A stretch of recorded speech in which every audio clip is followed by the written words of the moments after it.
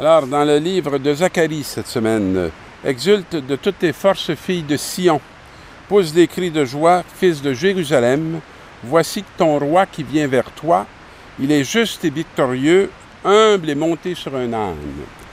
C'est intéressant d'entendre ces paroles qui nous dit que celui qui vient comme un roi humble. Il n'arrive pas avec des formes qui nous impressionnent par, je dirais, leur grandeur, mais la grandeur qui nous impressionne, c'est cette humble personne qui vient vers nous avec tous ces signes aussi modestes. Et ça nous donne un très beau reflet de la réalité de Dieu.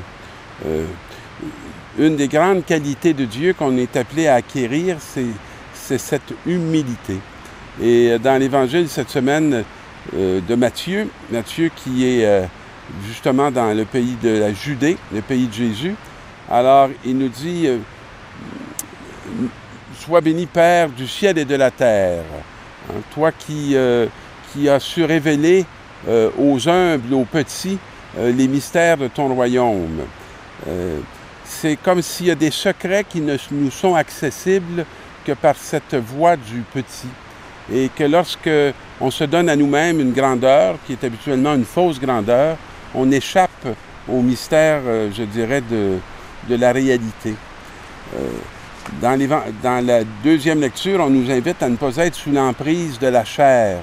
Alors, c'est très facile d'être sous l'emprise de la chair, parce que c'est toutes ces émotions qui viennent nous chavirer du dedans, mais qui ne sont pas des dons qui nous viennent de Dieu, mais qui sont plutôt soit des ressentiments ou des réactions que l'on vit au premier degré, qui vont nous inspirer très mal pour bien vivre nos relations.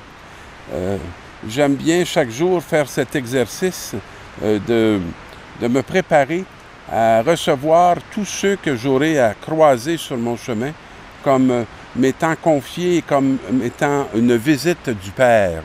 Parce que dans la journée, lorsque je l'oublie, je me sens très vite, ou je me vois très vite me retrouver sous l'emprise de la chair. Mais dès que je demande au Seigneur de me donner celui qui est devant moi, ou de me donner à celui vers lequel il m'envoie, immédiatement je sens qu'il y a une réalité qui se transforme et on peut laisser la colère, on peut laisser l'envie, on peut laisser le jugement, toutes ces réalités qui viennent profondément détruire notre être de relation. Ce qu'il y a de vrai en nous, c'est cette dimension-là.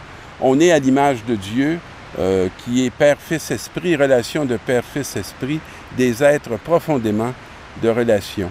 Et lorsqu'on n'est plus capable d'être dans ces alliances ou dans ce dynamisme d'alliance, il y a comme une tristesse qui vient nous rejoindre, qui peut aller même jusqu'au désespoir. Alors cette semaine, il y a une exaltation auquel on est invité et elle devient possible lorsqu'on apprend la route de l'humilité, lorsqu'on apprend à non plus vivre à partir de nous-mêmes, mais à partir de ce souffle que l'on reçoit pour créer des relations qui sont vraies, pour être dans notre manière d'être avec les autres, je dirais, dans cette dynamique que l'on va retrouver au cœur de Dieu, au cœur du Père, au cœur du Fils et de l'Esprit Saint. Alors, je vous souhaite de vivre en abondance ces expériences qui nous régénèrent et qui nous font aller plus loin dans notre humanité. Bonne semaine, mes amis.